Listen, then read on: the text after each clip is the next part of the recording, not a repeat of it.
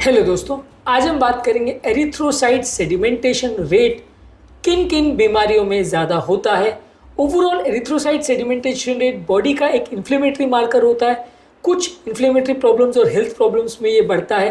Basically ये दर्शाता है कि जब हम ब्लड सेल्स को या ब्लड को कॉलम को एक जगह पर स्टैग्नेट होने के लिए छोड़ देते हैं तो उसमें जो रेड ब्लड सेल्स हैं वो कितना स्पीड के साथ बैठते हैं या नीचे सेटल्ड होते हैं, उसका क्या रेट होता है उसको कैलकुलेट किया जाता है। ज़्यादातर ये बॉडी में अगर कोई सूजन या इन्फ्लेमेशन हो तो उसमें बढ़ावा मिलता है।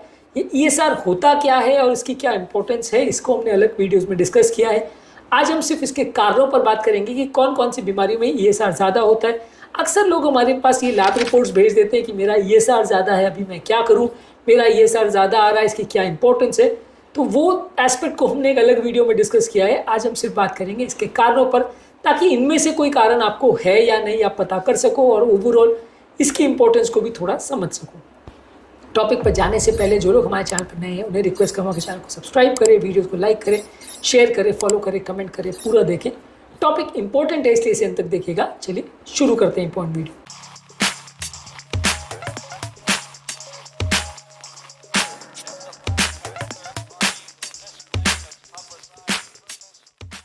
सबसे पहले शरीर में कोई भी तरह का अगर इन्फेक्शन हो तो उसमें ओवरऑल ब्लड में थोड़ा सा सूजन बढ़ जाती है, चाहे वो बैक्टीरिया का इन्फेक्शन हो, वायरस का इन्फेक्शन हो या फंगस का इन्फेक्शन हो।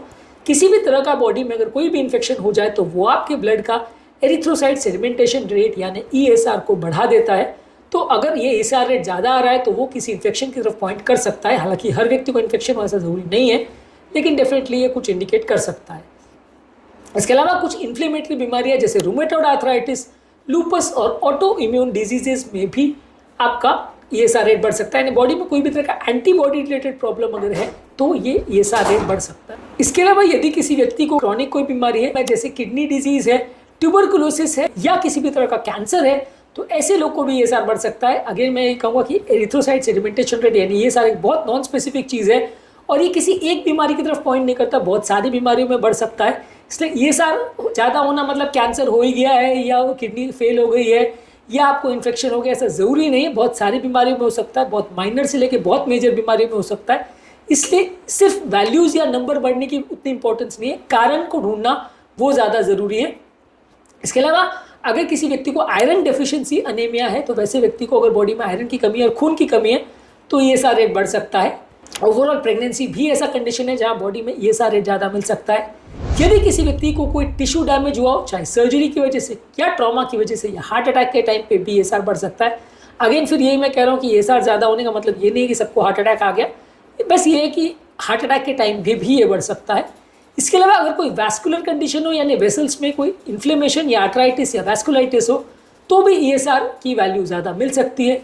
अगर किसी को थायराइड का कोई प्रॉब्लम हो, चाहे हाइपोथायराइडिज्म हो या हाइपरथायराइडिज्म हो, दोनों में भी ज़्यादा ESR की वैल्यूज देखने को मिल सकती है।